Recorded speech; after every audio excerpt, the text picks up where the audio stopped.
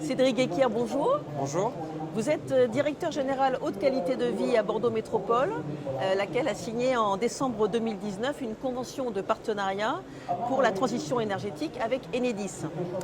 Alors quels sont selon vous les objectifs principaux que Bordeaux Métropole a fixés pour son territoire et ses habitants en signant cette convention?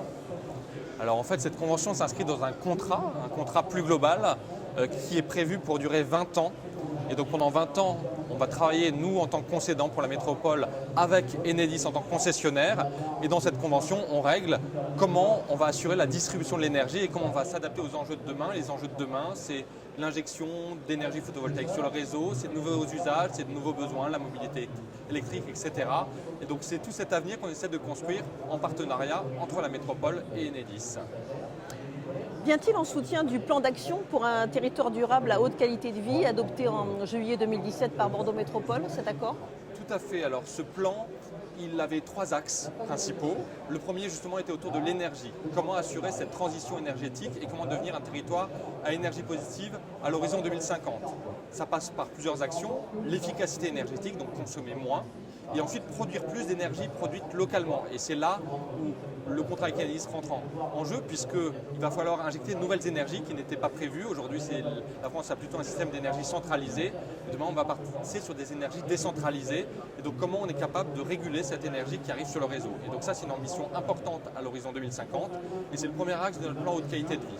Ensuite, on a un deuxième axe qui est sur la biodiversité et la préservation de la nature sur le territoire. Et un troisième axe qui rejoint encore là l'action que l'on peut engager avec Enedis, qui est faire avec les habitants. Il y a un gros enjeu de communication, comment communique-t-on autour de la transition énergétique et comment les clients des réseaux électriques sont partie prenante de ce mouvement-là et vont engager des travaux chez eux d'efficacité énergétique ou de production d'une petite centrale photovoltaïque sur leur logement par exemple. En quoi cela va-t-il changer les modalités de travail? Alors en fait c'est une vraie révolution pour notre partenariat puisque les métropoles ne sont compétentes que depuis quelques années. C'est la loi MAPTAM donc, qui a permis cette prise de compétence en 2015 et c'est le premier contrat qu'on signe entre la métropole compétente et Enedis. Et donc on a mis à plat tous les sujets qui nous intéressent. Et distribuer de l'électricité, ce n'est pas que faire des travaux, mais c'est aussi communiquer autour de ces travaux, c'est encourager l'emploi local avec des clauses sociales, c'est avoir une vision stratégique partagée. C'est tout ça qu'on a essayé de construire pendant 18 mois. Donc l'élaboration de ce contrat, il nous a pris 18 mois de discussions intenses pour aboutir à la fin à un accord et un engagement des deux parties pour le territoire sur les 20 ans qui viennent. Merci.